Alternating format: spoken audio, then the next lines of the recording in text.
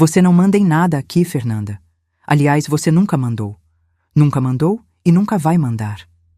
Meu marido Carlos disse isso olhando diretamente nos meus olhos, com aquele sorriso de canto de boca que ele sempre fazia quando queria me humilhar. Aquele sorriso que eu aprendi a odiar ao longo dos anos. Estávamos na sala de jantar da casa que eu ajudei a construir, cercados pela família dele. A sogra Marlene, aquela megera de 68 anos com cara de quem chupou limão a vida inteira. O cunhado Rodrigo, um parasita de 42 anos que nunca trabalhou um dia na vida. E a amante dele disfarçada de amiga do trabalho, aquela Juliana de cabelos loiros descoloridos que pareciam palha seca e risada estridente que perfurava os tímpanos. Todos riram. Riram da minha cara como se eu fosse uma piada pronta, um número de circo, um entretenimento para aquela noite de quinta-feira. Eu não chorei, não gritei, não implorei. Apenas peguei meu celular, aquele iPhone 13 Pro Max que eu mesma comprei com dinheiro da minha herança secreta. Me levantei com a calma assustadora de quem sabe exatamente o que vai fazer, com a precisão de quem planejou cada movimento durante meses, e disse com uma voz baixa, mas firme, que cortou o ar como lâmina afiada. É mesmo, Carlos? Então me dá licença que eu preciso fazer uma ligação importante. Uma ligação que eu venho adiando há tempo demais. Caminhei até a varanda envidraçada, aquela que dava vista para o jardim que eu mesma tinha planejado e cuidado durante anos.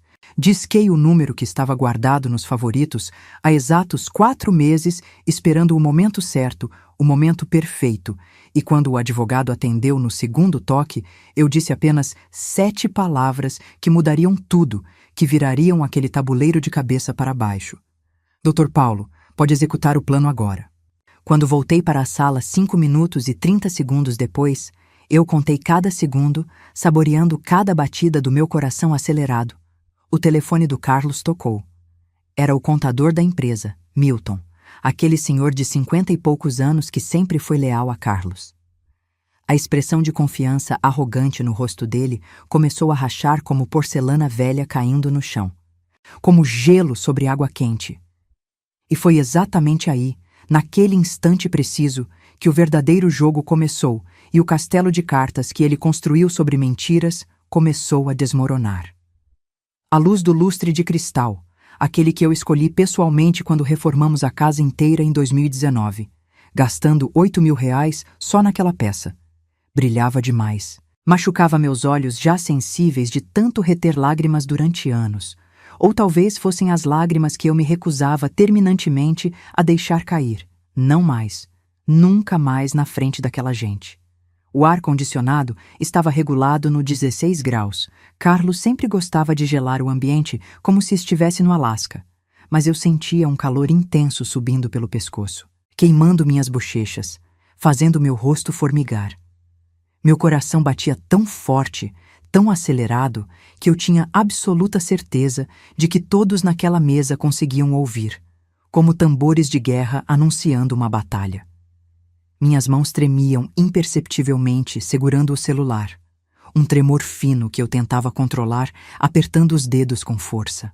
Eu estava usando propositalmente o vestido azul marinho de manga 3/4 que Carlos sempre dizia que me deixava gorda demais, sem forma nenhuma, parecendo uma freira, escolhido estrategicamente para aquela noite, porque eu não estava ali para agradá-lo. Meus 43 anos pesavam nos ombros, junto com 15 anos longos de casamento. 15 anos de humilhações engolidas, de traições ignoradas, de sonhos abandonados. Mas algo novo também pesava naqueles ombros. Determinação pura, raiva transformada em estratégia, dor convertida em poder. O cheiro enjoativo do perfume caro da Juliana impregnava todo o ambiente. Aquele Chanel número 5 que ela usava aos montes, praticamente se banhava nele, tentando marcar território na minha própria casa, no meu espaço, como um animal selvagem. A mesa de jantar estava posta com a louça de porcelana portuguesa que ganhamos de casamento da tia Carminha, cada prato valendo R$ 300, cada xícara uma pequena fortuna. Ao fundo, ouvia-se o som abafado da televisão na sala de estar, onde minha filha Sofia, de apenas 12 anos, fingia assistir um episódio qualquer de Stranger Things na Netflix, mas certamente estava ouvindo cada palavra daquela humilhação orquestrada, cada insulto, cada risada cruel. O silêncio pesado, denso, quase palpável, que se instalou quando voltei da varanda, depois de fazer minha ligação, era pontuado apenas pelo tic-tac irritante do relógio de parede alemão, herança da minha avó materna, cada segundo parecendo uma eternidade, cada momento se estendendo como elástico prestes a estourar. A humilhação havia começado exatamente 2 horas e 15 minutos antes daquele jantar maldito. Carlos tinha convocado a família inteira dele. Nunca a minha, é claro, porque minha família não era importante, segundo ele, para um anúncio importante que mudaria tudo. Ele usou essas palavras exatas quando me ligou de manhã, a voz cheia daquela empolgação falsa que eu aprendi a reconhecer. Eu, idiota completa, ingênua apesar de tudo que já tinha vivido, pensei que finalmente ele ia me dar crédito público pela sociedade fantasma que eu descobri que ele havia criado no nome de terceiros, ou que ia me incluir oficialmente como sócia da empresa, reconhecendo anos de trabalho não remunerado. Mas não. Eu estava tão errada que dói até hoje lembrar da minha inocência naquele momento. O anúncio era que ele queria se separar, que tinha encontrado alguém que realmente o valorizava, olhando descaradamente para a Juliana enquanto dizia isso. E que eu devia sair de casa com dignidade e sem fazer escândalo, levando apenas minhas roupas pessoais e alguns poucos objetos que ele, em sua infinita generosidade, me permitiria escolher. Afinal, ele disse enquanto servia vinho do Porto de R$ 450 a garrafa para todos os presentes, enchendo as taças até a borda, desperdiçando propositalmente. Essa casa foi construída com o meu dinheiro, com o meu esforço, com o meu suor. Você só ficou aqui tomando conta, lavando, passando, cozinhando. Como uma zeladora bem tratada. Na verdade, melhor que uma zeladora, porque você não recebia salário. Ele riu. Riu da própria piada cruel, e todos riram junto. Marlene, minha sogra de cabelos brancos sempre presos num coque apertado demais e língua mais afiada que navalha, riu alto batendo a mão na mesa e completou com veneno na voz. Sempre soube que você não era páreo para o meu filho, querida. Uma professora de escola pública ganhando mixaria? Uma mulher sem ambição, sem classe? Por favor, né? Meu Carlos merece coisa melhor. Merece uma mulher de verdade. Juliana, a amante descarada de apenas 28 anos, tinha a audácia suprema de estar sentada à mesa que eu mesma escolhi na loja de móveis planejados, usando um vestido vermelho provocante e decotado que mais parecia roupa de festa, olhando para mim com aquela expressão mista de pena e superioridade. Pena. Como se eu fosse a coitadinha fracassada da história, a perdedora, a descartada. O cunhado Rodrigo, aquele parasita que nunca trabalhou um único dia decente na vida e vivia às custas do irmão mais velho há décadas, acenou com a mão gorda e cheia de anéis dourados como quem espanta um mosquito irritante. Melhor você não complicar as coisas, Fernanda. Sai quietinha, sem drama, sem advogado, e ninguém precisa se ferir. Ninguém precisa de problemas legais, né? Faz as malas e some. Simples assim. Foi exatamente quando Carlos soltou aquela frase que selou o destino dele para sempre, que cavou a própria cova com as próprias palavras. Você não manda em nada aqui. Aliás, você nunca mandou. 15 anos. 15 anos inteiros eu engoli sapos do tamanho de jacarés, suportei humilhações sutis e nem tão sutis assim, fingi não ver as traições óbvias que ele mal se dava ao trabalho de esconder. Trabalhei como uma condenada em regime fechado, mantendo aquela casa impecável, preparando refeições dignas de restaurante, educando nossa filha praticamente sozinha, enquanto Carlos construía seu império de construção civil, tijolo por tijolo. Um império que ele não fazia a menor ideia de como eu conhecia cada centavo, cada conta bancária escondida, cada sociedade oculta em nomes laranjas, Cada sonegação fiscal que ele cometia, achando que era esperto demais para ser pego. Porque eu não era apenas a esposa decorativa submissa que ele pensava que tinha. Eu não era só a mãe da Sofia. Não era só a dona de casa. Não era só a professora idealista. Eu era a filha de Sebastião Cardoso, dono da maior construtora do Espírito Santo nos anos 90 e início dos anos 2000, antes de falecer subitamente, e eu tinha herdado não apenas dinheiro substancial, tinha herdado inteligência aguçada para negócios, visão estratégica e uma rede de contatos poderosos que Carlos jamais sonhou em ter acesso. 22 anos atrás, numa noite quente de dezembro, quando eu tinha apenas 21 anos recém-completados, conheci Carlos Henrique Monteiro numa festa barulhenta de formatura na Universidade Federal do Espírito Santo, no campus de Goiabeiras. Ele tinha 25 anos na época, estava se formando em engenharia civil, com notas medianas, mas muita lábia. E tinha aquele charme fácil e ensaiado de homem que sabe que é bonito e usa isso como ferramenta. Cabelo negro sempre penteado para trás com gel, olhos castanhos expressivos que pareciam sinceros, mas não eram. 1,82 m de altura, ombros largos e definidos de quem praticava natação 3 vezes por semana. Ele chegou em mim com uma taça de champanhe barata na mão e disse com aquele sorriso que depois eu descobri ser calculado: "Uma mulher bonita e inteligente como você não deveria estar sozinha numa festa dessas. Posso fazer companhia?"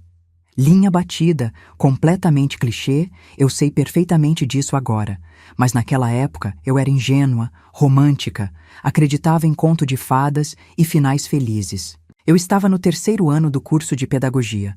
Sonhava em ser diretora de escola pública algum dia, em fazer diferença real na educação brasileira, em transformar vidas através do conhecimento. Meu pai tinha falecido fazia apenas 6 meses e meio, um infarto fulminante súbito aos 58 anos, e eu ainda estava processando o luto profundo, a ausência dolorosa, o vazio imenso que ele deixou na minha vida. Carlos percebeu minha fragilidade emocional com aquela visão de predador que alguns homens têm, e se aproveitou dela com maestria refinada ao longo de meses. Ele era atencioso no começo, ou pelo menos parecia ser.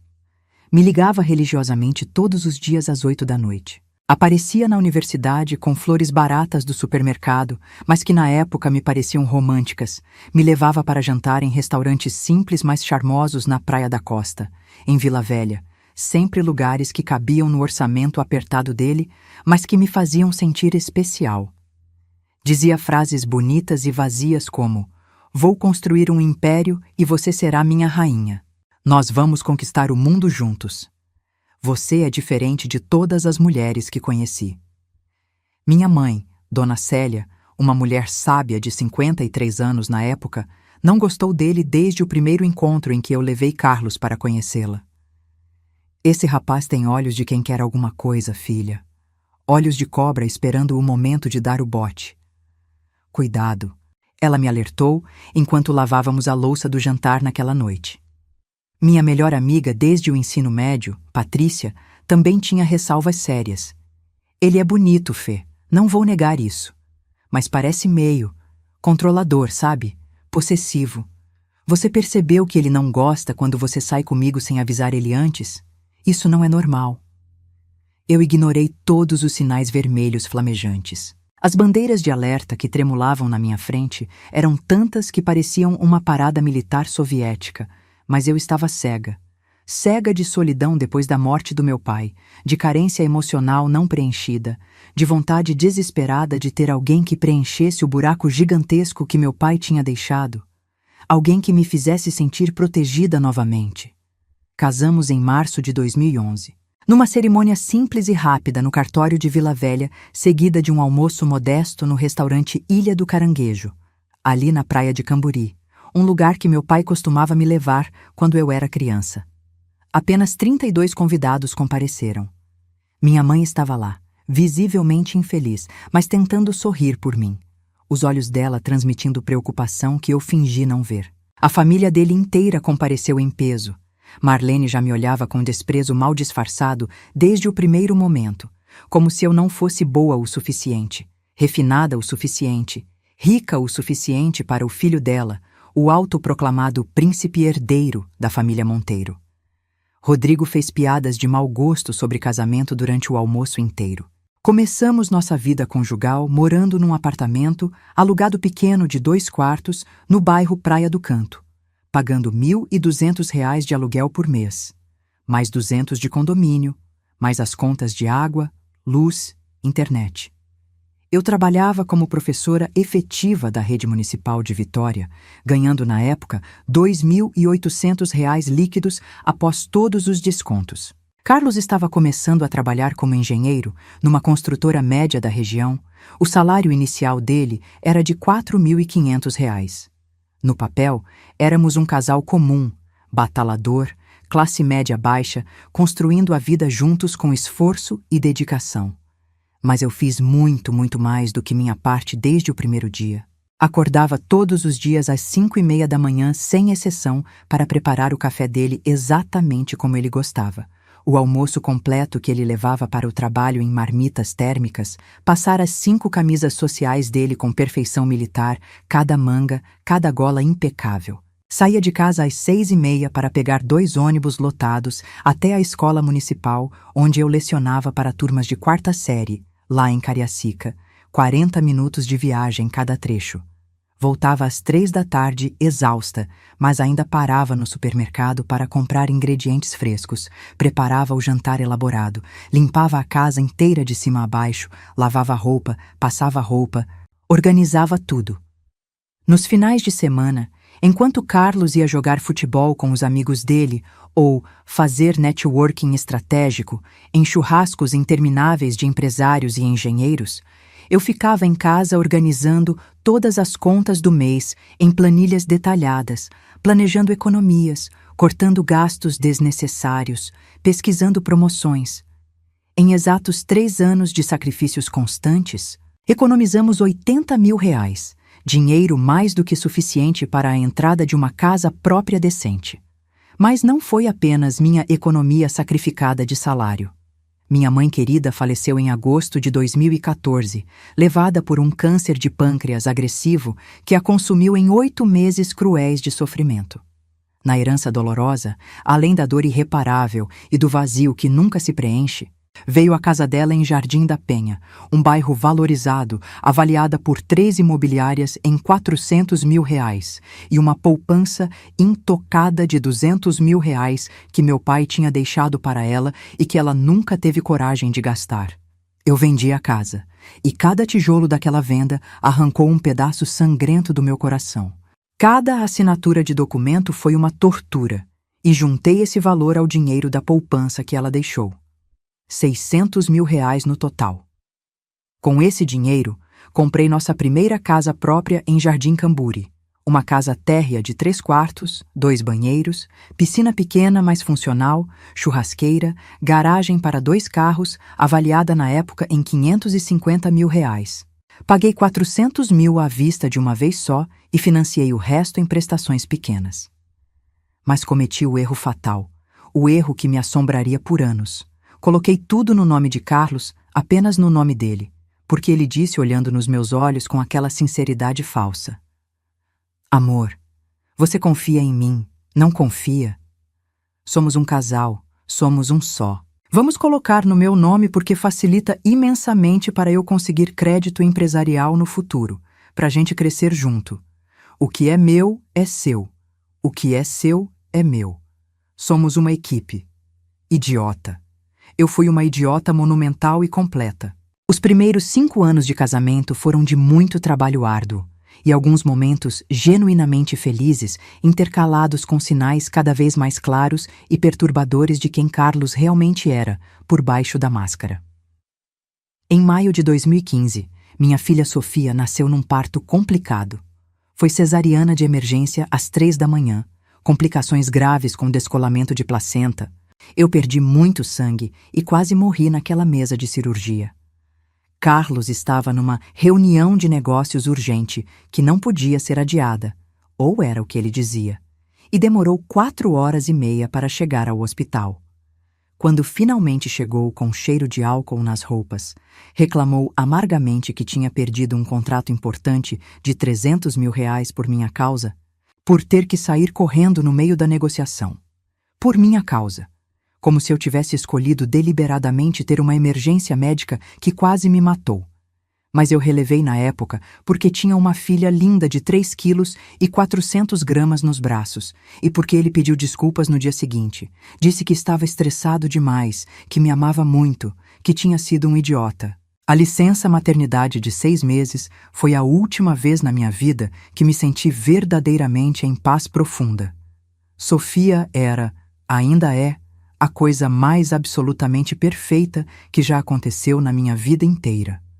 Olhos castanhos expressivos iguais aos meus, cabelo castanho ondulado que brilhava ao sol, sorriso largo que iluminava qualquer ambiente, mesmo nos dias mais escuros. Quando voltei ao trabalho no fim da licença, contratamos uma babá maravilhosa, Dona Maria das Graças, uma senhora nordestina de 50 e poucos anos, que nos salvou por anos e se tornou mais família verdadeira do que a família sanguínea do Carlos jamais foi. Eu continuava trabalhando na escola, dando aulas para crianças, mas agora também cuidando integralmente de uma criança pequena em casa, mantendo a casa impecável e começando a ajudar Carlos extensivamente com toda a papelada burocrática da empresa que ele estava querendo abrir. Em janeiro de 2016, ele saiu da construtora média, onde trabalhava como empregado, e abriu a Monteiro Engenharia e Construções Ltda, registrada na Junta Comercial com pompas e circunstâncias. O capital inicial substancial veio de onde, você acha? De um empréstimo bancário de R$150 mil que eu consegui aprovado com meu nome limpo na praça, usando nossa casa como garantia hipotecária, porque ele não conseguiria esse crédito de jeito nenhum, já que tinha o nome sujo no Serasa, com dívidas astronômicas de cartão de crédito acumuladas, que eu só descobri depois que o empréstimo foi aprovado. Passei noites inteiras em claro, insones, organizando planilhas complexas no Excel, estudando sozinha editais de licitações públicas, montando propostas técnicas detalhadas de dezenas de páginas.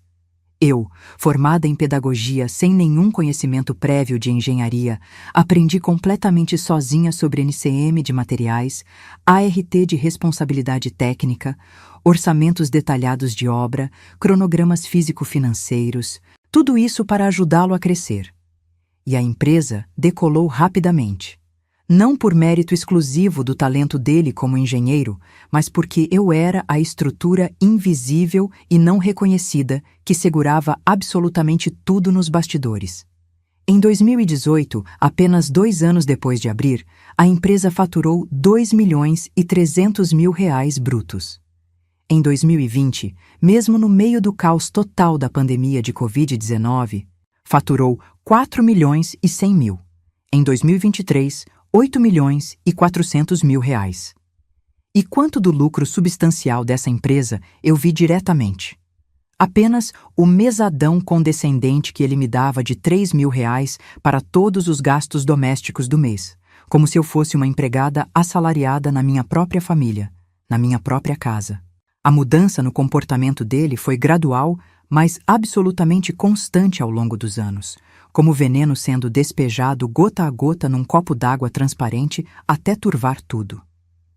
Por volta de 2018, ele começou a chegar cada vez mais tarde em casa. Reuniões estratégicas com investidores, dizia com aquela voz cansada, mas sem nenhuma culpa. Jantares de negócios importantíssimos que não posso recusar. O cheiro inconfundível de perfume feminino barato nas camisas sociais dele era cada vez mais frequente e variado. Perfumes diferentes, nunca o mesmo, diversos tipos. Mensagens constantes no celular dele que ele escondia com movimentos rápidos e nervosos, virando a tela para baixo sempre que eu entrava no cômodo onde ele estava. Uma vez, num dia de outubro de 2019, eu fiz uma surpresa romântica e apareci no escritório dele no horário do almoço com marmitas caseiras de comida que eu tinha acordado cedo para preparar. Encontrei uma mulher, morena alta de pernas longas, na casa dos 30 anos, roupas caríssimas de grife, saindo apressada da sala particular dele, ajeitando o batom borrado na boca e a blusa amarrotada. Ele teve a cara de pau suprema de dizer com toda a naturalidade do mundo que era apenas uma cliente importante, discutindo detalhes de contrato. Cliente saindo da sala privada dele com batom completamente borrado e respiração ofegante. Por favor, né? Eu não nasci ontem. Comecei a questionar abertamente, então. Cada vez que eu questionava com provas circunstanciais, ele revertia a situação inteira com habilidade manipuladora, me fazendo sentir culpada, louca, paranoica, descontrolada. Você é insegura demais, Fernanda. Isso não é nada atraente numa mulher. Isso afasta qualquer homem.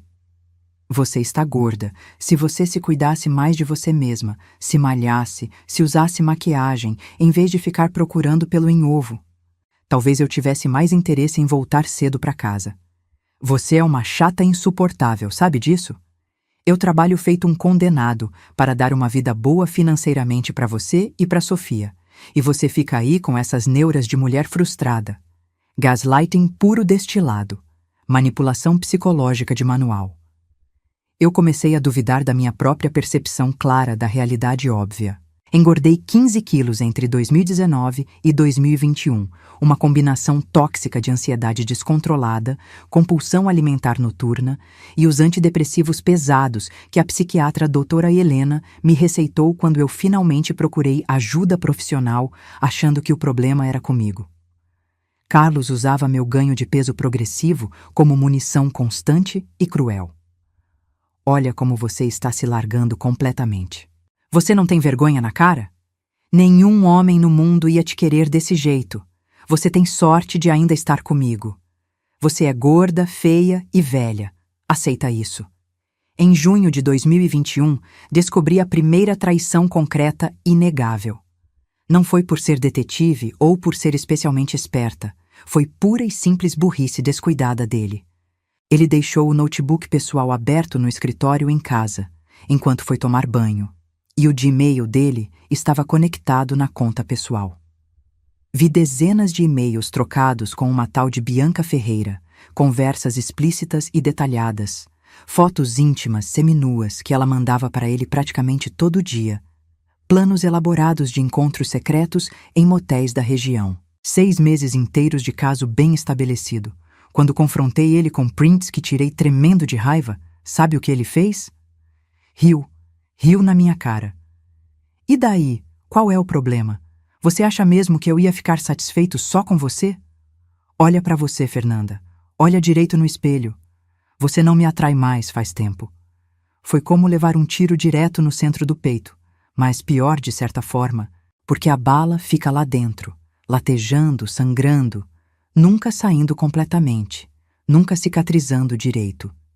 Tentei salvar o casamento desesperadamente mesmo assim. Procurei aquela terapeuta de casal famosa, doutora Márcia Fontes, sessões caríssimas de R$ 500 cada, que eu pagava integralmente do meu salário de professora. Carlos ia nas sessões semanais apenas para me agradar superficialmente. Ficava sentado calado e entediado a maior parte do tempo, e quando finalmente abria a boca para falar, era invariavelmente para colocar toda a culpa em mim. Ela não me deseja mais sexualmente. Ela está sempre cansada demais, sempre tem dor de cabeça. Ela priorizou a maternidade obsessivamente e esqueceu completamente de ser mulher, de ser esposa. A terapeuta, coitada da profissional, tentava mediar com paciência, mas até ela percebeu em certo ponto que estava lutando uma batalha perdida sozinha. Depois de 6 sessões frustrantes, Carlos simplesmente parou de comparecer sem avisar. Isso é perda monumental de tempo e dinheiro, ele declarou. Eu não preciso de terapia. Você que precisa consertar suas neuroses. Eu continuei indo sozinha por mais 3 meses seguidos, tentando entender desesperadamente onde eu tinha errado tanto, como eu poderia ser melhor esposa, mais atraente, mais interessante, mais tudo. Foi só na última sessão emocional que doutora Márcia olhou profundamente nos meus olhos marejados e disse algo que mudou fundamentalmente o rumo dos meus pensamentos. Fernanda, o problema nunca foi você, nunca. Você casou com um narcisista clássico de manual. E narcisistas não mudam, não importa quanto você se sacrifique. Ela me recomendou livros específicos sobre relacionamentos abusivos, me explicou detalhadamente sobre abuso emocional sistemático, manipulação psicológica, como pessoas narcisistas operam metodicamente. Comecei a estudar vorazmente tudo aquilo. Comecei a ver padrões claros em tudo o que tinha acontecido.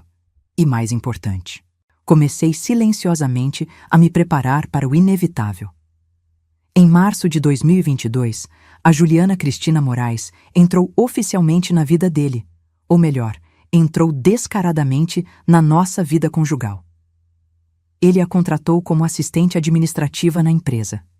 28 anos recém-completados, loira oxigenada com raiz escura sempre aparecendo, corpo esculpido em academia cara do bairro, unhas sempre perfeitas com esmalte gel, roupas apertadas e provocantes demais para ambiente profissional. Ela começou a frequentar nossa casa regularmente para reuniões de trabalho urgentes, que sempre se estendiam noite adentro. Tinha a coragem desmedida de sentar na minha sala de estar, beber o café expresso que eu preparava, comer os biscoitos que eu assava e flertar abertamente sem nenhum pudor com meu marido, bem na minha frente, na frente da minha filha. Quando eu reclamava indignada dessas visitas inapropriadas, Carlos rebatia com rispidez. Você está com ciúmes patológico de uma simples funcionária? Amadurece logo, Fernanda. Isso é ridículo. A gota d'água definitiva antes daquela noite fatídica de janeiro de 2026 foi quando Sofia, minha filha inocente de apenas 12 anos, veio até mim chorando copiosamente numa tarde de sábado para me contar que tinha visto pessoalmente o pai beijando aquela moça loira do escritório dele no estacionamento subterrâneo do Shopping Vitória, escondidos atrás de uma coluna. Minha filha pequena. A pureza e inocência dela sendo brutalmente destruídas por causa da absoluta falta de caráter do pai dela. Naquela noite silenciosa, deitada sozinha na cama porque Carlos tinha saído para resolver um problema urgente na obra, tomei a decisão final e irrevogável. Não iria mais tentar salvar nada, não iria mais perdoar nem mais uma vez, não iria mais engolir humilhação. Iria fazer justiça pura e cristalina com minhas próprias mãos. Mas eu tinha um segredo poderoso. Um segredo extraordinário que eu vinha guardando zelosamente desde 2020, quando meu tio Maurício Cardoso, irmão mais novo do meu pai falecido e advogado tributarista extremamente renomado em Vitória, teve um infarto súbito aos 63 anos e antes de morrer 3 dias depois no hospital, me chamou para uma conversa particular urgente. Ele tinha descoberto algo monumental sobre meu pai que ninguém mais sabia.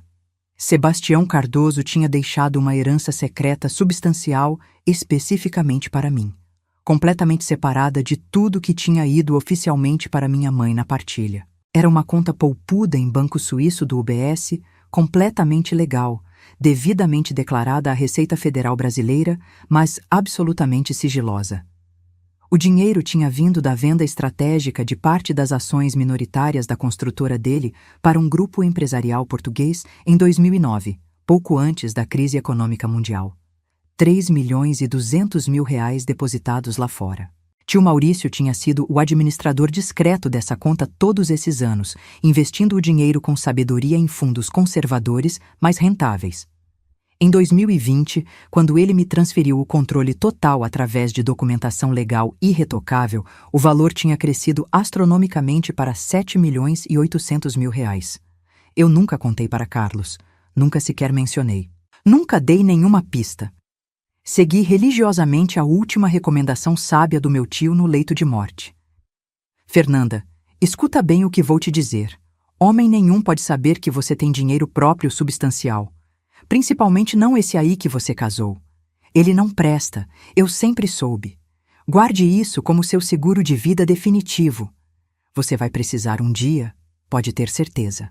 Ele faleceu 3 dias depois, levando o segredo para o túmulo. Eu guardei esse segredo como um tesouro enterrado profundamente, como uma arma carregada esperando o momento certo de ser usada. Além do dinheiro escondido, eu tinha algo ainda mais valioso em certos aspectos: informação detalhada. Desde 2018, quando comecei a ajudar Carlos extensivamente com toda a papelada complicada da empresa, eu tinha acesso irrestrito a absolutamente tudo, todas as senhas de sistemas, todas as contas bancárias empresariais e pessoais, todos os contratos assinados, todos os e-mails corporativos. E ao longo dos anos, eu descobri coisas perturbadoras. Em 2021, comecei a notar irregularidades gritantes nos livros fiscais. Notas fiscais obviamente frias compradas de empresas fantasmas. Pagamentos substanciais a fornecedores que não existiam de verdade.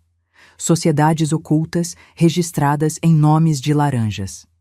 Carlos estava desviando sistematicamente dinheiro da própria empresa, sonegando impostos pesadíssimos de forma deliberada e ainda colocando grande parte dos bens e propriedades em nomes de terceiros para esconder patrimônio real das autoridades e de eventuais credores. Comecei então meu trabalho de formiga. Copiei absolutamente tudo que encontrei de irregular. Pendrives escondidos em lugares estratégicos que ele jamais procuraria. Dentro de caixas de absorvente no armário do banheiro, costurados no forro de almofadas velhas, enterrados no fundo do armário de roupas de cama. Backups automáticos em nuvem, numa conta de e-mail do Gmail que criei exclusivamente para isso com um nome falso. Prints meticulosos de conversas reveladoras, cópias de contratos comprometedores, planilhas detalhadas de pagamentos suspeitos, tudo. Durante 4 anos inteiros, silenciosamente, metodicamente, pacientemente, eu construí um dossiê absolutamente completo de todos os crimes empresariais e fiscais que ele cometeu, achando que era intocável. E em novembro de 2025, finalmente procurei o advogado perfeitamente certo para o trabalho. Dr. Paulo Henrique Campos, 52 anos, especialista renomado em direito empresarial e tributário, sócio de um escritório grande com 20 advogados. Um homem sério com reputação cristalina de ser absolutamente implacável em batalhas legais, mas rigorosamente honesto em seus métodos. Paguei uma fortuna substancial pelos honorários advocatícios dele. R$ 200 mil adiantados apenas para começar o trabalho, mas valeu cada centavo investido. Ele analisou cuidadosamente durante semanas tudo que eu tinha coletado, e os olhos dele literalmente brilharam de satisfação profissional. Senhora Fernanda, com a documentação que a senhora reuniu aqui, a gente não só garante absolutamente todos os seus direitos no divórcio, a gente literalmente acaba com ele juridicamente. Fizemos um plano elaborado, preciso, detalhado, revisado múltiplas vezes, e esperamos pacientemente o momento absolutamente certo. O momento certo chegou finalmente naquela noite maldita de janeiro. Quando voltei da varanda envidraçada e sentei calmamente à mesa novamente, o telefone do Carlos tocou insistentemente pela segunda vez consecutiva em menos de 5 minutos. Ele atendeu visivelmente nervoso, a mão tremendo ao levar o aparelho ao ouvido. Alô? Como assim bloqueio judicial de contas? Que história absurda é essa? Milton. A voz normalmente rouca e controlada dele começou a gaguejar pateticamente. Juliana olhou preocupada para ele, com aqueles olhos azuis falsos de lente de contato. Marlene franziu a testa cheia de botox. Rodrigo parou com o garfo cheio de comida no ar, boca entreaberta. Eu apenas sorri serenamente, cruzei as pernas com elegância e bebi um gole longo e satisfeito do vinho caríssimo do Porto que ele tinha servido generosamente para todos. Meu vinho agora. Minha casa agora. Tudo ali era legalmente meu agora. Eles só não sabiam ainda dessa realidade. Carlos desligou o telefone com a mão tremendo visivelmente. O que foi, filho querido? Marlene perguntou com aquela voz estridente dela. Eu preciso fazer uma ligação urgente. Com licença de vocês. Ele praticamente saiu correndo da mesa como barata tonta. 10 minutos tensos depois, voltou visivelmente pálido, suando frio abundantemente, mesmo com o ar-condicionado gelado funcionando a pleno vapor. Fernanda, a gente precisa conversar seriamente, em particular, agora. Não, eu disse com uma calma assustadora. Tudo que você tem para me dizer, Pode e deve dizer na frente da sua família inteira e da sua amante barata. Afinal de contas, foi na frente de todos eles que você me humilhou publicamente há poucos minutos, não foi mesmo? Ele olhou desesperadamente ao redor, procurando apoio dos familiares. Não encontrou nada além de confusão. Fernanda, pelo amor de Deus, eu não sei que maluquice absurda você aprontou, mas eu acabei de receber uma notificação judicial de que absolutamente todas as contas bancárias da empresa foram bloqueadas judicialmente. Todas. Você tem noção do que você fez? Eu tenho fornecedores importantes para pagar amanhã. Funcionários esperando salário. Isso é sabotagem criminosa. Tomei outro gole longo e delicioso de vinho. Não é sabotagem, Carlos. É chamado consequências naturais dos seus atos. Mas relaxa e respira fundo, porque vai ficar muito, muito pior. No exato mesmo instante, como se eu tivesse orquestrado perfeitamente, e tinha, a campainha da porta tocou. Dona Maria, que ainda estava trabalhando na cozinha limpando tudo, foi atender prontamente. Voltou acompanhada de 2 homens sérios de terno escuro impecável. Boa noite a todos. Procuramos o senhor Carlos Henrique Monteiro, disse o mais alto dos 2, um homem negro elegante de uns 40 e poucos anos, cabelos grisalhos distinguidos nas têmporas, postura militar. Sou eu. Quem é você e o que quer? Carlos levantou bruscamente, a voz saindo completamente engasgada. Oficial de Justiça Marcos Antônio Ferreira. Vim pessoalmente entregar uma notificação oficial de ação de divórcio litigioso com pedido de separação total e imediata de bens, reconhecimento judicial de união estável fraudulenta e denúncia criminal formal de crimes fiscais e empresariais ao Ministério Público Federal e à Receita Federal do Brasil. Essa aqui, ele entregou um envelope grosso de papel pardo lacrado oficialmente. É sua cópia autenticada. Tenha um bom resto de noite, senhor. O homem saiu profissionalmente. Carlos ficou completamente paralisado, segurando o envelope como se fosse uma bomba nuclear, prestes a explodir nas mãos dele. Abriu com mãos tremendo descontroladamente.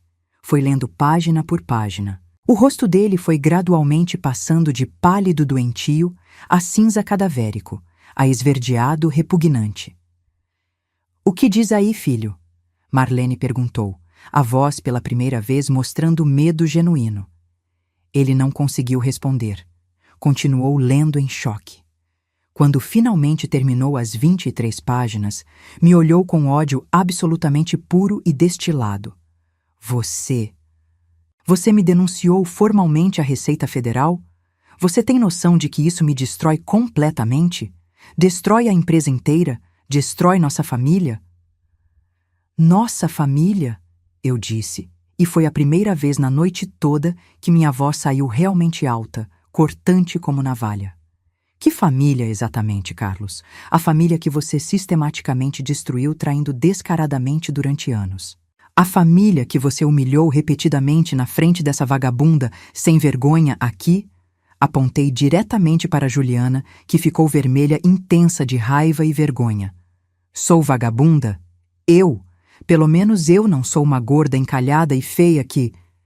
Cala a boca agora! Sofia gritou explosivamente da porta da sala de estar. Minha filha linda estava parada lá, lágrimas grossas escorrendo pelas bochechas rosadas, punhos pequenos cerrados com força. Cala a boca, sua sem vergonha! Você destruiu completamente minha família, você e meu pai. Eu odeio vocês dois do fundo do meu coração. Ela virou e correu escada acima aos prantos. O som estrondoso da porta pesada do quarto batendo violentamente ecoou pela casa inteira como um tiro. Um silêncio absolutamente sepulcral caiu sobre todos os presentes. Foi Marlene quem finalmente quebrou o silêncio insuportável. Fernanda, não sei que joguinho sujo você está fazendo aqui, mas meu filho tem acesso aos melhores advogados mais caros de Vitória. Você não vai conseguir absolutamente nada. Vai sair daqui sem nem as roupas do corpo, pode ter certeza. Eu ri. Ri tanto e tão genuinamente que minha barriga doeu. Os melhores advogados de Vitória? Marlene, querida, você não faz a menor ideia de com quem está falando agora. Eu sou filha de quem mesmo? Do Sebastião Cardoso, lembra? Eu tenho os melhores advogados de todo o Espírito Santo, mais os melhores do Rio de Janeiro, mais consultoria tributária internacional de primeira linha. E sabe o que mais eu tenho que é infinitamente mais valioso? Provas irrefutáveis. Provas documentadas de cada centavo desviado ilegalmente, de cada nota fiscal absolutamente fria, de cada pagamento ilegal registrado, de cada real que seu filho maravilhoso roubou dos impostos brasileiros nos últimos 6 anos consecutivos. 473 mil reais em sonegação fiscal documentada. Carlos, é exatamente quanto a Receita Federal vai cobrar de você inicialmente. Com juros compostos e multa administrativa, vai facilmente para 1.200.000. Detalhe importante. Eu já paguei religiosamente imposto sobre absolutamente toda a herança que recebi do meu pai. Estou completamente limpa perante a Receita. Você? Você está afundado na lama até o pescoço. Carlos tentou desesperadamente falar, mas eu levantei a mão imperiosamente. Não terminei ainda de falar. Além disso tudo, eu tenho provas documentadas irrefutáveis de absolutamente todas as suas traições nojentas. Contratos de motel registrados no seu CPF. Transferências bancárias rastreáveis para amantes diversas. Inclusive para essa aí, apontei friamente para Juliana. 23 mil reais em presentes caros em apenas 6 meses. Brincos da Vivara de 2 mil reais, bolsa da Louis Vuitton, falsificada ordinária, por sinal, eu pessoalmente chequei com um perito, jantares românticos em restaurantes caríssimos. Tudo documentado fotograficamente. Tudo vai para o processo judicial completo. Ah, e tem muito mais. A casa linda. Aquela que você tem coragem de dizer que é exclusivamente sua? Está no seu nome legalmente, mas foi comprada integralmente com dinheiro da minha herança familiar. Eu tenho guardados todos os comprovantes originais de transferência bancária da venda da casa da minha mãe. 400 mil reais que saíram da conta dela direto para a compra dessa propriedade. Na justiça, com os advogados que eu contratei, eu vou conseguir no mínimo 60% do valor total. E a empresa? A empresa que eu ajudei a construir desde o primeiro tijolo, que eu consegui o empréstimo inicial arriscando meu nome, que eu trabalhei de graça feito escrava durante anos inteiros? Eu quero 50% dela, e eu vou conseguir facilmente, porque eu tenho provas irrefutáveis do meu trabalho não remunerado extensivo, e-mails corporativos com timestamps, planilhas elaboradas com meu login pessoal, propostas técnicas completas que eu escrevi de próprio punho, tudo guardado. Rodrigo, o parasita inútil, tentou intervir pateticamente. Isso é absurdo completo. Você não pode fazer isso. Você não pode... Eu posso e já fiz. Cortei ele rispidamente. E sabe muito bem por quê? Porque, diferente de todos vocês aqui, eu fui esperta de verdade. Eu fui estratégica. Eu fui incrivelmente paciente. Enquanto todos vocês me tratavam como empregada doméstica, eu estava silenciosamente reunindo munição pesada. Enquanto vocês riam cruelmente da minha cara, eu estava construindo meticulosamente meu exército jurídico. E agora, finalmente, é hora da guerra total. Carlos finalmente conseguiu falar, a voz saindo rouca, desesperada, quase suplicante. Fernanda, amor da minha vida, vamos conversar com calma sobre isso.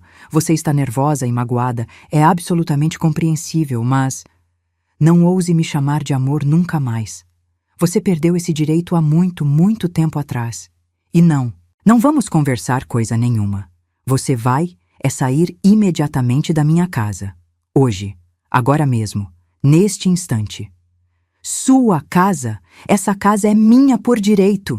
Ele gritou explosivamente, recuperando parte da arrogância habitual. Não legalmente mais. Dr. Paulo Henrique Campos entrou calmamente pela porta principal. E eu nem tinha percebido que Dona Maria tinha deixado ele entrar silenciosamente nos fundos. Meu advogado impecável, trajando terno azul marinho italiano perfeitamente cortado, pasta de couro legítimo na mão, óculos de armação dourada refletindo elegantemente a luz forte do lustre. Boa noite a todos os presentes. Dr. Paulo Henrique Campos, advogado legal da senhora Fernanda Cardoso. Senhor Carlos, em razão das denúncias formais de violência psicológica continuada e pela comprovação documental irrefutável de adultério reiterado, conseguimos uma medida protetiva de urgência concedida hoje pela juíza doutora Silvia Menezes da Vara de Família. O senhor tem exatas 2 horas para sair definitivamente desta residência, levando apenas seus pertences estritamente pessoais. Se recusar ou resistir, a polícia militar será imediatamente acionada e o senhor será retirado à força com possível detenção. Aqui está a notificação oficial. Ele entregou mais um papel carimbado oficialmente. Carlos leu rapidamente e jogou o papel no chão com raiva. Isso é perseguição ilegal. Isso é armação absurda. Eu vou recorrer judicialmente, vou processar todo mundo, vou... Vai nada, Dr. Paulo disse com aquela calma profissional intimidadora. O senhor está sendo oficialmente investigado pela Receita Federal desde exatamente as 19 horas de hoje. Seus bens pessoais todos também estão sendo minuciosamente investigados por ordem judicial. Recomendo fortemente que contrate imediatamente um advogado criminalista competente, porque vai precisar urgentemente. Marlene começou a chorar dramaticamente. Chorar. A mulher cruel que me humilhou sistematicamente durante 15 anos inteiros estava chorando feito criança. Você destruiu completamente meu filho. Você é uma víbora venenosa. Sempre soube desde o primeiro dia. Eu não destruí ninguém, Marlene. Ele se destruiu completamente sozinho, com as próprias escolhas. Eu apenas acendi a luz forte para que todos finalmente vissem a podridão escondida. Juliana, a amante descarada, tentou se levantar discretamente para sair correndo. Nem pense em ir embora ainda, eu disse friamente. Senta aí novamente. Você também vai ouvir sua parte do que tenho para dizer. Ela sentou obedientemente, claramente assustada agora, a arrogância toda evaporada. Juliana Cristina Moraes, 28 anos, solteira, sem filhos, moradora de Jardim Camburi. Você pensou que ia ficar com um homem rico e poderoso, não foi? Pensou que ia ter vida boa e luxuosa às minhas custas. Pois tenho uma notícia devastadora para você. O Carlos não tem dinheiro nenhum mais. Ele está literalmente cheio de dívidas enormes até o pescoço. A empresa está sendo auditada pesadamente e provavelmente vai falir nos próximos meses. Os bens dele todos vão ser confiscados judicialmente. Você pegou um peixe completamente podre, querida. Meus parabéns pela escolha. O rosto dela literalmente desmoronou. Carlos, isso é verdade? Ele não respondeu nada. Estava olhando fixamente para o chão, completamente derrotado. É absolutamente verdade, confirmei com satisfação. E mais uma coisa importante. Você está oficialmente demitida da empresa. Eu, como sócia de fato comprovada da Monteiro Engenharia, estou exercendo meu direito legal de demiti-la por justa causa. Relacionamento amoroso, inapropriado com superior hierárquico direto e comportamento inadequado reiterado no ambiente de trabalho, sem direito a absolutamente nenhuma verba rescisória. O comunicado oficial já foi enviado eletronicamente para o RH esta tarde. Ela levantou de um pulo desesperado. Você não pode fazer isso comigo. Isso é ilegal. Acabei de fazer. Está feito. Ela olhou suplicante para Carlos buscando apoio e proteção. Ele desviou o olhar covardemente. E ali, naquele momento preciso, eu vi a primeira rachadura profunda no relacionamento patético deles. Ela percebeu claramente que ele não ia lutar por ela, que ela era completamente descartável, assim como eu tinha sido durante anos. Os próximos 30 minutos foram um caos absoluto e satisfatório. Marlene gritando histericamente, Rodrigo tentando inutilmente acalmar a mãe, Carlos numa ligação telefônica atrás da outra tentando desesperadamente falar com advogados que não atendiam àquela hora da noite, Juliana chorando pateticamente e dizendo que estava grávida de 3 meses, mentira óbvia e grotesca que absolutamente ninguém presente acreditou. E Dona Maria preparando tranquilamente café fresco e aromático para mim e doutor. Paulo na cozinha como se estivéssemos assistindo confortavelmente a uma peça de teatro bem ensaiada. E de certa forma, estávamos mesmo. Às 10h37 da noite, Carlos finalmente subiu derrotado, fez 2 malas grandes apressadas e desceu visivelmente com cara de quem tinha envelhecido 10 anos completos em poucas horas. Fernanda, por favor, pelo menos pensa na Sofia. Ela precisa do pai dela.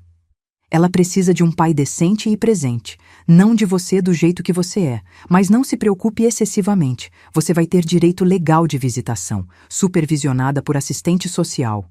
Supervisionada? Como se eu fosse algum tipo de perigo grave. Você destruiu brutalmente a inocência dela, deixando ela ver você traindo a mãe no estacionamento.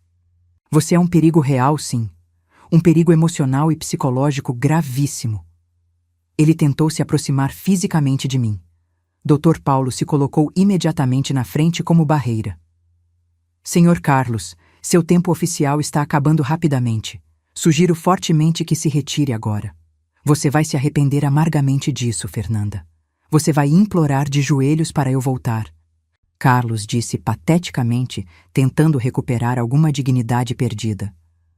Nunca na vida, respondi com convicção absoluta. Eu prefiro morrer completamente sozinha e abandonada do que viver mais um único dia com você. Ele pegou as 2 malas pesadas, saiu porta fora, seguido por Marlene chorosa, Rodrigo bufando de raiva impotente e Juliana totalmente perdida sem saber o que fazer. Quando a porta finalmente fechou com um som definitivo, foi como se uma tonelada inteira de peso opressor saísse instantaneamente dos meus ombros cansados. Dona Maria me abraçou forte, chorando de emoção. Eu sempre soube que a senhora ia conseguir. Eu sempre soube disso no fundo do coração. Dr. Paulo sorriu satisfeito. Isso foi apenas o começo promissor, Fernanda. Mas foi absolutamente perfeito. Nos 2 meses seguintes intensos, Carlos tentou desesperadamente de tudo para reverter a situação catastrófica. Contratou um advogado famoso de Vitória, Dr. Marcelo Braga, que tinha reputação consolidada de ser extremamente agressivo e geralmente eficaz em suas batalhas. Mas simplesmente não tinha como lutar contra provas concretas e irrefutáveis. A Receita Federal abriu oficialmente processo administrativo fiscal contra ele. O valor exato da autuação foi de R$ 473.452,80, como eu tinha previsto precisamente. Com multas progressivas e juros mensais, ultrapassou rapidamente R$ 1,5 milhão. A empresa entrou oficialmente em recuperação judicial complicada. Os sócios fantasmas que ele tinha criado fraudulentamente começaram a aparecer desesperados na justiça, tentando salvar a própria pele, delatando ele sistematicamente em troca de acordos vantajosos de colaboração premiada. Foi um efeito dominó devastador e satisfatório.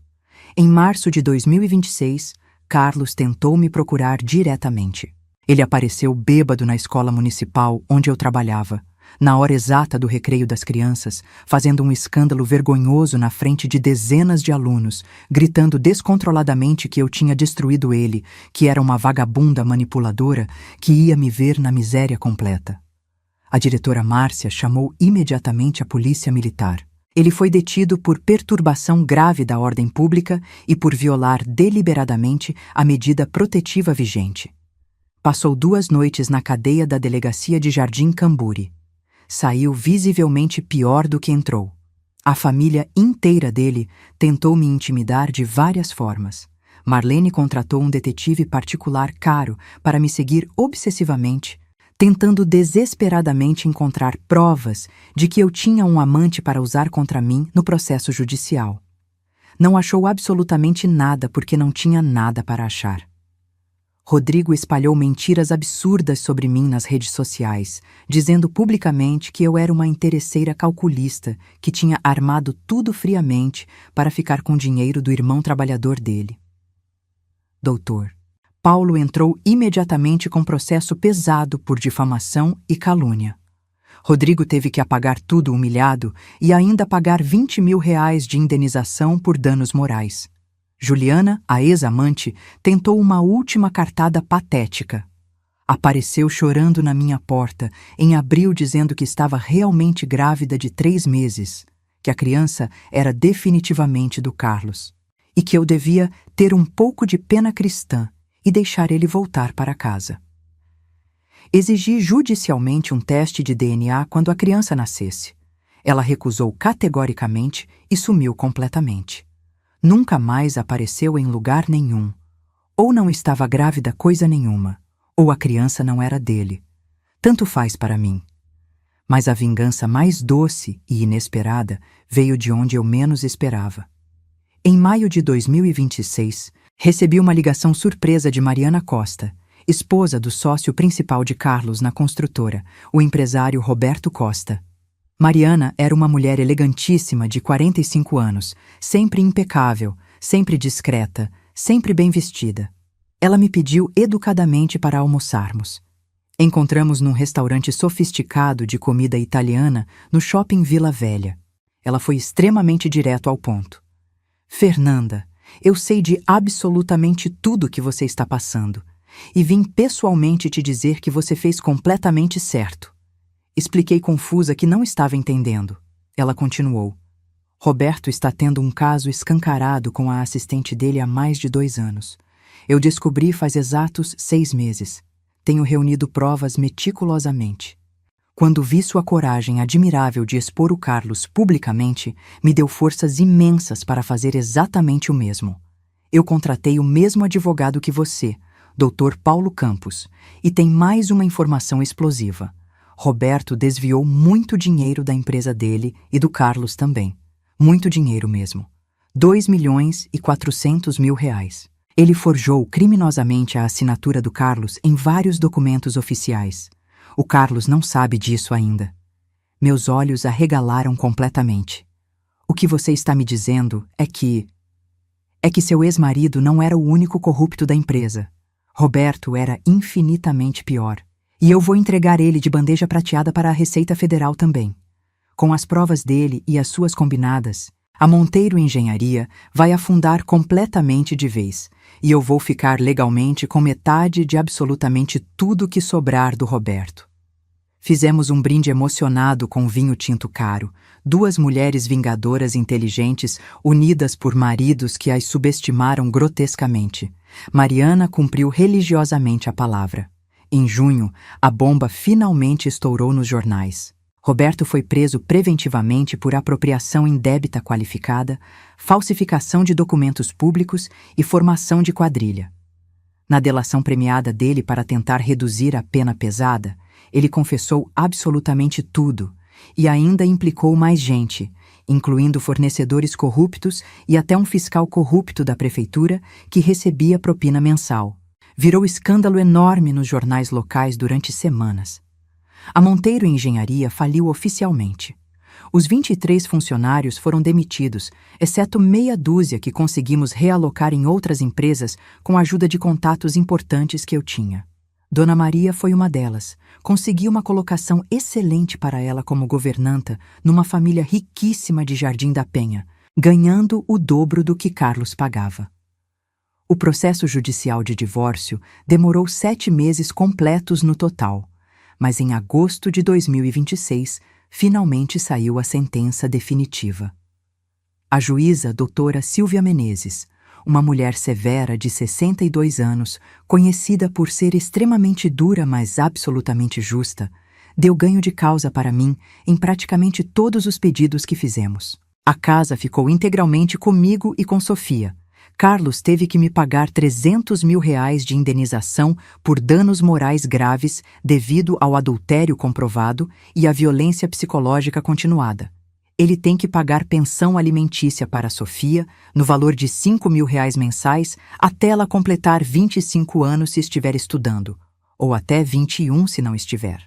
Visitação supervisionada rigorosa, 1 vez por semana, por apenas 1 hora, em local neutro designado.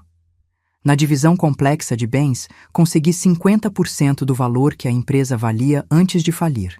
62 mil reais, que foi o que sobrou após o leilão judicial de ativos. Pouco financeiramente, mas simbolicamente importante. Ele ficou com dívidas astronômicas de mais de R$ 850 mil entre Receita Federal, bancos credores e fornecedores. Teve que declarar insolvência civil. Ficou sem absolutamente nada. Perdeu a casa de veraneio em Guarapari que estava no nome da mãe dele, mas que provamos judicialmente que foi comprada com dinheiro desviado da empresa. Perdeu o apartamento de investimento que tinha comprado para alugar. Perdeu os 2 carros, uma Hilux 2022 e um Corolla 2021. Perdeu tudo. E Juliana, é claro, sumiu completamente da vida dele antes mesmo da sentença sair. Aliás, descobri depois, por fofoca, que ela estava agora namorando um empresário de 63 anos, dono de uma rede lucrativa de postos de gasolina. De novo, atrás de dinheiro. Algumas pessoas nunca mudam mesmo. A parte mais difícil de tudo não foi a vingança em si. Foi reconstruir cuidadosamente minha relação com Sofia. Minha filha tinha presenciado coisas horríveis que nenhuma criança de 12 anos deveria presenciar. Estava com notas baixíssimas na escola, tendo pesadelos recorrentes, fazendo terapia intensa 3 vezes por semana. A psicóloga dela, doutora Renata Siqueira, me disse que Sofia estava processando um trauma complexo e profundo, a traição brutal do pai, a destruição total da estrutura familiar, a exposição violenta a conflitos adultos. Eu me sentia imensamente culpada por não ter protegido ela melhor, por não ter saído do casamento antes, por ter deixado que ela crescesse vendo um relacionamento tóxico como modelo. Mas doutora Renata me consolou. Fernanda, você está mostrando para sua filha uma das lições mais importantes da vida. Que mulheres não precisam aceitar desrespeito.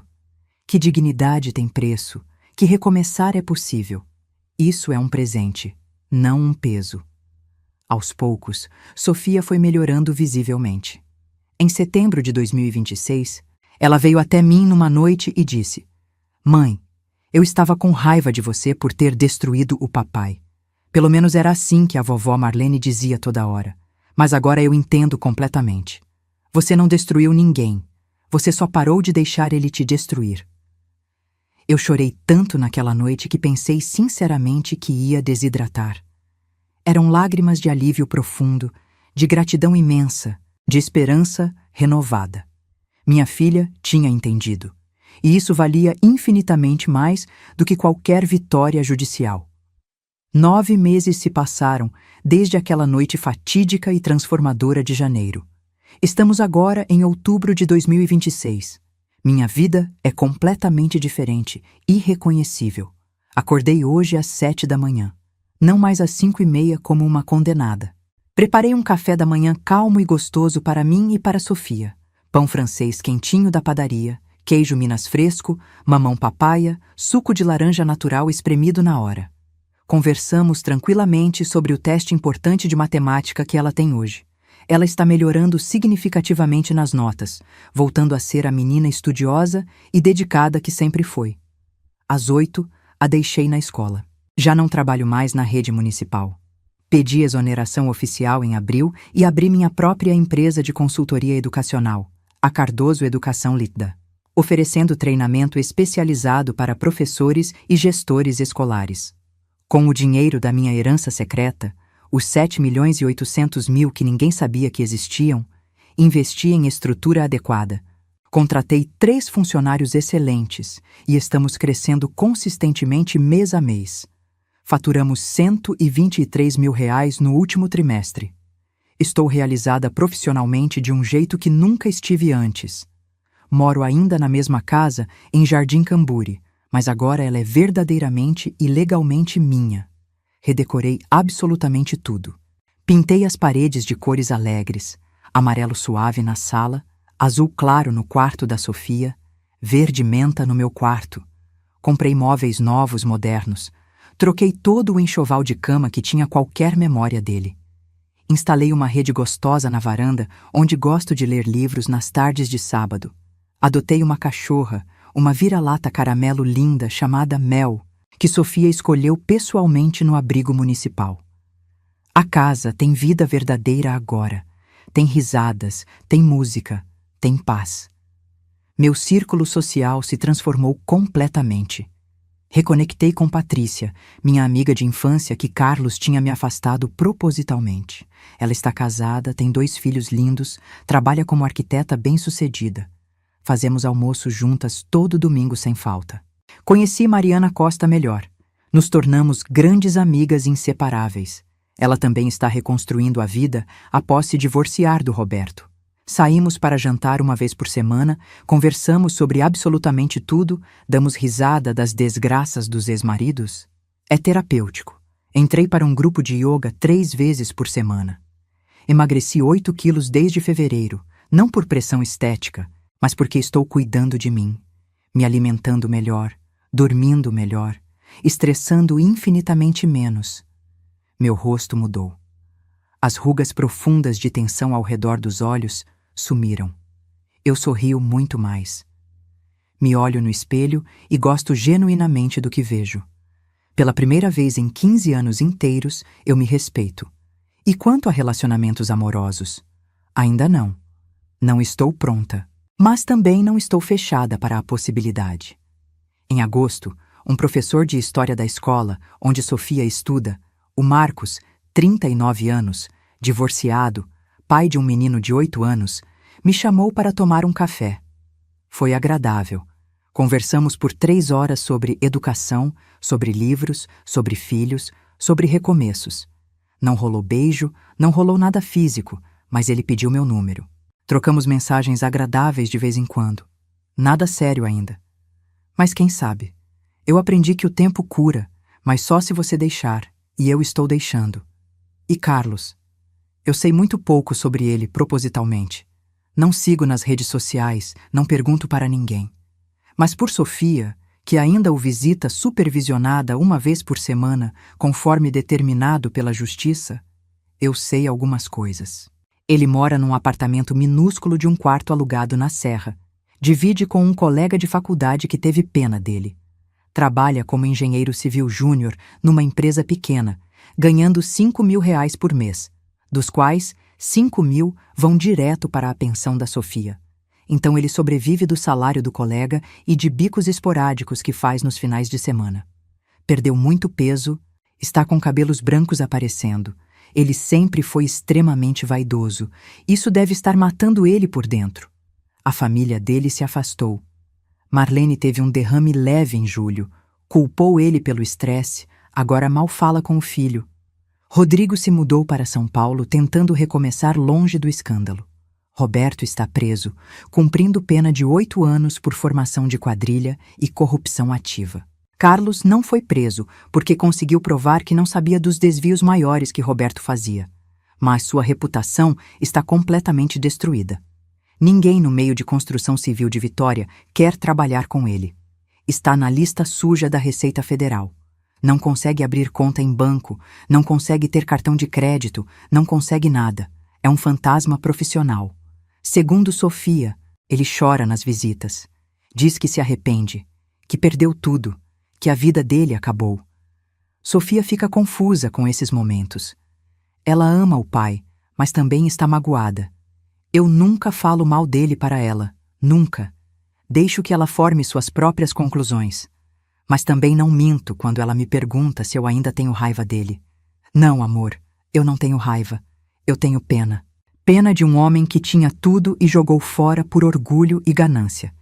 Em setembro, algo completamente inesperado aconteceu. Carlos pediu, através do advogado dele, uma reunião particular comigo, privada, sem advogados presentes, apenas eu e ele. Dr. Paulo me aconselhou firmemente a não ir. Fernanda, não tem nenhum motivo legítimo para isso. Pode ser uma tentativa de manipulação ou algo pior. Mas curiosidade é uma coisa poderosa. Eu queria ouvir o que ele tinha a dizer. Marquei num café público no Shopping Vitória às 15h de uma quinta-feira, horário cheio. Levei spray de pimenta na bolsa por precaução. Ele chegou pontualmente no horário. Eu mal o reconheci. O homem de 1,80 m, ombros largos, postura confiante, tinha sido substituído por alguém curvado, magro demais, olhos fundos com olheiras roxas profundas. Ele se sentou na minha frente. Ficamos em silêncio por quase 1 minuto inteiro. Finalmente ele falou: "Obrigado por ter vindo." "Foi contra o conselho enfático do meu advogado", respondi, voz neutra. "O que você quer, Carlos?" Eu queria pedir desculpas. Desculpas de verdade." Eu não disse nada. Deixei o silêncio pesar. Ele continuou, voz quebrando: "Eu destruí tudo. Nossa família, minha carreira, eu perdi absolutamente tudo que importava. E foi tudo culpa minha. Eu sei disso agora. Eu estava tão cego pelo ego, por achar que eu merecia mais, que eu era especial, que podia fazer o que quisesse sem consequências. E você? Você me mostrou que não. Que ações têm consequências. Que você não era a mulher fraca, submissa que eu pensava que fosse." "Eu nunca fui fraca, Carlos. Você só nunca prestou atenção suficiente para perceber." Ele assentiu, lágrimas começando a escorrer. Eu sei disso agora. E é tarde demais, não é?" "Sim", respondi sem hesitação. "É tarde demais. Você pode me perdoar algum dia?" Pensei sobre isso. Perdão é uma palavra complexa. Perdoar no sentido de que eu não carrego mais raiva, ódio, desejo de te ver sofrer? Sim. Eu já te perdoei nesse sentido, porque carregar esses sentimentos só me machucaria. Mas perdoar no sentido de esquecer o que você fez, de te dar uma segunda chance, de voltar atrás? Nunca. Você mostrou quem você realmente é, Carlos. E eu acredito nas pessoas quando elas me mostram quem são." Ele soluçou. Um homem de 48 anos chorando num café público. Parte de mim sentiu pena. Uma parte muito pequena. A maior parte sentiu nada. "Eu te amava, Fernanda. Eu sei que não parecia, mas eu amava." "Não, Carlos.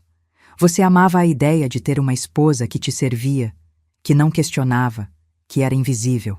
Você nunca me amou de verdade, porque amor de verdade envolve respeito, parceria, fidelidade. Você não sabia o significado dessas palavras. E se eu mudei? Se eu aprendi? Então, você vai ser melhor para a próxima pessoa, não para mim. Eu não sou sua professora de redenção." Ele limpou as lágrimas com as costas da mão. "Você está feliz agora?" A pergunta me pegou de surpresa. Pensei bem antes de responder. "Sabe o que eu estou, Carlos? Estou em paz. Felicidade é uma palavra grande, complicada. Mas paz? Paz eu tenho. Eu acordo de manhã e não sinto aquele aperto no peito se perguntando que humilhação vai vir hoje. Eu olho no espelho e gosto de quem eu vejo. Eu tenho uma filha que me respeita. Eu tenho amigos de verdade. Eu tenho um trabalho que me realiza. Eu tenho dignidade. Então, sim, no final das contas, eu estou melhor do que estive em 15 anos. Ele baixou a cabeça. Eu queria que você soubesse que a Sofia é a única coisa boa que saiu do nosso casamento. E eu vou ser um pai melhor para ela. Eu prometo. Não me prometa, Carlos. Prometa para ela. E cumpra. Porque se você decepcionar nossa filha mais uma vez, a raiva que você acha que eu não sinto mais vai voltar com força total. Ela é minha linha vermelha. Entendeu? Entendi. Terminamos o café em silêncio. Quando nos levantamos para ir embora, ele estendeu a mão. Eu olhei para ela, hesitei e no fim apertei. Era apenas uma mão. Fria, trêmula, mas apenas uma mão. Não tinha mais poder sobre mim. Adeus, Carlos. Adeus, Fernanda. Foi a última vez que falei com ele até hoje. O que eu aprendi com tudo isso? Aprendi que dignidade não se negocia, que amor próprio é construído tijolo por tijolo, especialmente depois que alguém tenta demolir seu senso de valor. Aprendi que vingança, quando é justa e proporcional, não é sempre algo ruim. Às vezes é necessária. Às vezes é a única forma de certas pessoas aprenderem. Aprendi que mulheres são infinitamente mais fortes do que a sociedade nos ensina a acreditar. Somos ensinadas a sermos dóceis, compreensivas, perdoadoras até a exaustão. Mas às vezes o ato mais revolucionário é dizer: chega, não mais, eu mereço melhor. Aprendi que recomeçar depois dos 40 não é o fim do mundo, é o começo de um mundo novo. Um mundo onde eu faço as regras. onde eu decido o que aceito e o que não aceito. Aprendi que ter aliados certos faz toda a diferença. Dr. Paulo, Dona Maria, Mariana, Patrícia, minha filha Sofia, cada um deles foi essencial na minha jornada. Ninguém constrói uma vida nova sozinha. Aprendi que dinheiro importa. Eu sei que é politicamente incorreto dizer isso, mas é verdade. Minha independência financeira, aquela herança secreta que eu tinha, foi o que me deu poder de barganha, o que me permitiu contratar os melhores advogados, o que me deu tempo para planejar em vez de agir desesperadamente. Mulheres, guardem dinheiro. Sempre. Tenham uma conta que seja só sua. Tenham um plano de fuga, mesmo que nunca precise usar. E aprendi que karma é real. Não no sentido místico necessariamente, mas no sentido prático. Pessoas que fazem merda eventualmente pagam o preço. Às vezes, o universo traz as consequências sozinho. Às vezes, você precisa ser o instrumento do universo para garantir que a justiça aconteça. E está tudo bem. Hoje, quando olho para trás, não me arrependo de nada. Nem de ter ficado tanto tempo, porque foi o tempo que precisei para reunir forças e provas. Nem de ter sido dura na vingança, porque foi proporcional ao mal que foi feito. Nem de ter recusado a tentativa de reconciliação dele, porque leopardos não mudam suas manchas. Carlos vai ser sempre Carlos. Talvez uma versão mais humilde e quebrada, mas essencialmente a mesma pessoa egoísta. Olho para frente agora. Sofia vai fazer 13 anos em novembro. Estamos planejando uma festa em casa, algo pequeno com as amigas dela. Piscina, pizza, bolo. Coisas simples que valem mais do que qualquer mansão ou carro importado. Minha empresa está negociando um contrato grande com a Secretaria de Educação de Vila Velha. Pode render R$200 mil se fecharmos. Estou pensando em comprar um apartamento pequeno na praia, em Guarapari, para passar fins de semana longos e férias. Já visitei 3. Estou de olho num de frente para o mar. 2 quartos, R$250 mil. Pagamento à vista, sem financiamento, sem depender de homem nenhum. Talvez, só talvez, eu aceite outro convite do Marcos para sair. Ele tem sido respeitoso, paciente. Não está tentando apressar nada. Me mandou uma mensagem ontem dizendo: vi uma exposição de arte na galeria do centro que achei que você ia gostar. Quer ir comigo sábado? É inocente, é simples, é exatamente o que eu preciso agora. Então talvez eu diga sim. A vida continua, o sol nasce todos os dias. E eu, Fernanda Cardoso Monteiro. Aliás, voltei a usar só Fernanda Cardoso. Tirei o sobrenome dele legalmente. Estou aqui, firme, forte, inteira. Não mais a metade de alguém. Não mais a sombra na vida de um homem que não me valorizava. Eu sou eu mesma, completa, suficiente. E se tem uma coisa que eu quero deixar de mensagem para qualquer mulher que estiver lendo ou ouvindo isso, é: você não precisa aceitar migalhas de afeto. Você não precisa ser grata por ser tolerada. Você não precisa ficar num relacionamento onde é diminuída, humilhada, traída. E não, amor não basta. Amor sem respeito é abuso. Amor sem fidelidade é mentira. Amor sem parceria é escravidão. Saia. Planeje se precisar de tempo. Reúna forças. Reúna provas. Reúna aliados. Mas saia. Porque a vida que está te esperando do outro lado da coragem é infinitamente melhor do que a prisão que você está chamando de lar. E para aqueles que acham que a vingança é mesquinha, que deveríamos apenas perdoar e seguir em frente, eu digo: há lugar para ambos. Eu perdoei no meu coração porque não quero carregar veneno na alma, mas eu também lutei pelos meus direitos, expus a podridão, exigi justiça. Uma coisa não exclui a outra. Você pode perdoar e ainda assim garantir que consequências aconteçam. Você pode deixar o passado para trás e ainda assim fazer o agressor pagar pelo que fez. Isso não te faz má pessoa. Te faz humana. Te faz forte. Se essa história tocou seu coração, se você se identificou em algum momento dessa jornada, deixe seu comentário aqui embaixo contando de onde você está assistindo e o que mais tocou você. Compartilhe esse vídeo com aquela amiga prima, vizinha que precisa ouvir essa mensagem. Que dignidade não se negocia, que amor próprio vem primeiro e que nunca, nunca é tarde para recomeçar. Deixa seu like, se inscreve no canal e ativa o sininho para não perder as próximas histórias. Porque aqui a gente não conta histórias vazias.